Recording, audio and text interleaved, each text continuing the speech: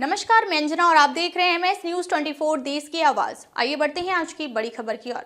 संगम की रेती पर आला अफसरों का कल्पवास, डीएम जैसे अधिकारी भी कर रहे हैं नियमों का पालन। महाकुंभ में जीवन की बिगड़ी बनाने और पुण्य कमाने की होड़ में अफसर भी पीछे नहीं है। संगम की रेती पर कई आला अफसर कल्पवास कर रहे हैं। इनमें डीएम से लेकर मुख्य सचिव स्तर तक के कई अधिकारी हैं। 2 दर्जन से अधिक IAS IPS संकल्पित होकर कल्पवास कर रहे हैं।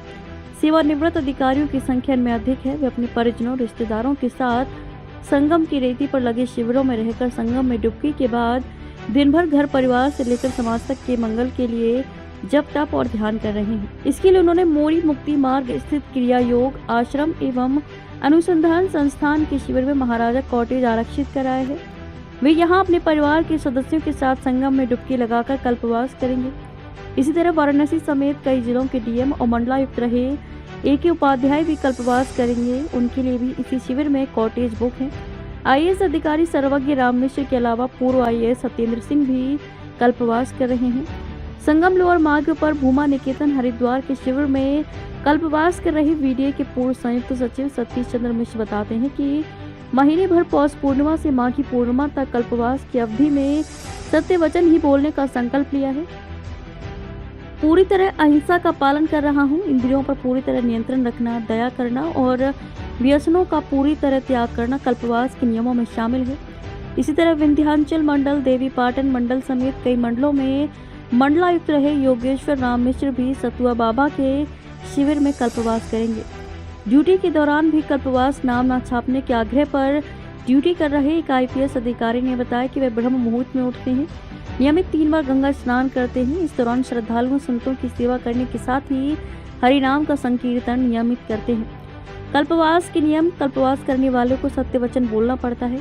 झूठ बोलने पर कल्पवास खंडित हो जाता है। अहिंसा का पालन करने के साथ ही इंद्रियों पर नियंत्रण, प्राणियों पर दया और व्यसनों का त्याग करना पड़ता है। कल्पवास के दौरान ब्रह्म मुहूर्त में उठकर 3 बार गंगा स्नान करना पड़ता है। संतों की सेवा और जप कीर्तन करने का नियम है। कल्पवास के दौरान एक ही समय भोजन किया जाता है।